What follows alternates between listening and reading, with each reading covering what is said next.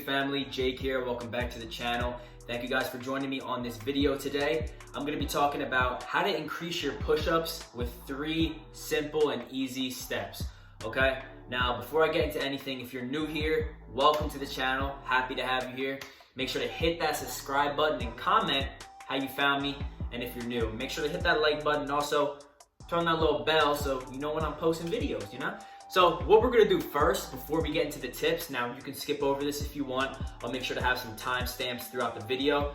But I wanna get into how to properly do a push-up before I show you these 3 tips to enhance and increase your reps. So I'm gonna back up a little bit so you can see me in the frame here. So what we're gonna do is just run through a simple how-to. So the first thing I do when I come to a push-up is I notice my stance. So I come out, typically, you can keep your hands stacked underneath your shoulders. And then, as you see here, my fingers, and even my toes if possible, I spread them out wide. So that's gonna help me keep that firm stability on the ground. So I'm keeping out this stable position. And I spread my hands out, like I said again, shoulder width, and also with my feet or hip width apart as well. So in this position here, you notice my head. My head isn't cranked up, it's not cranked down. I'm just in a neutral position with my head, right? That's gonna save me a lot of help in the future. And notice also with my torso, as you can see my lower torso or my glutes, I'm not sinking down with my body and I'm not all the way up top here, right? I'm keeping a stacked pelvis underneath, and now I can go into the descent or the negative of my push-up. As I come down, and I push up.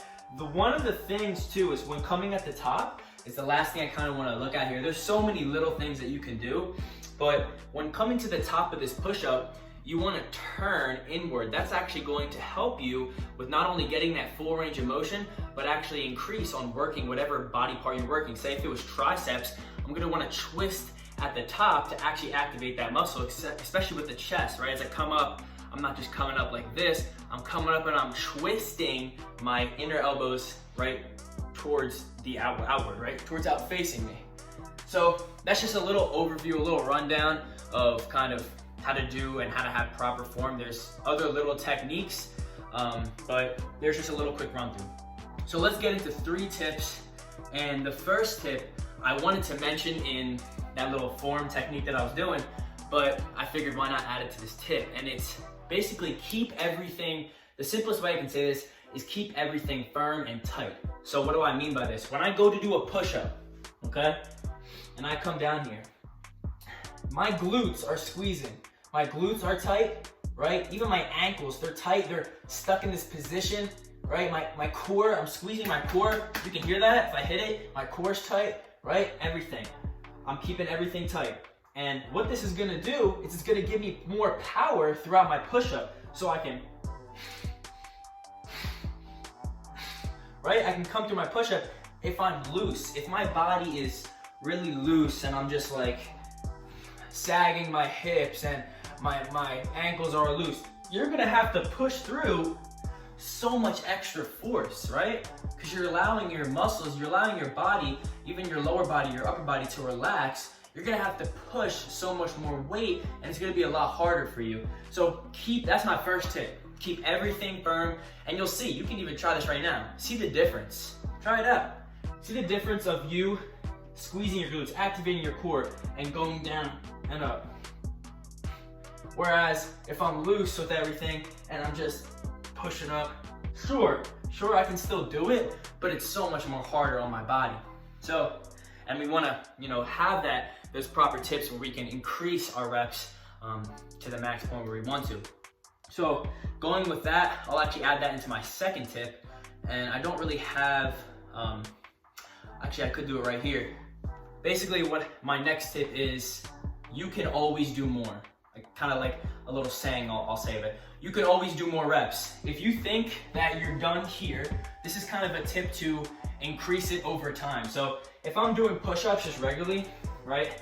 I'm doing my push-ups. And I come to a point of fatigue or a point of failure where I don't think I can go anymore.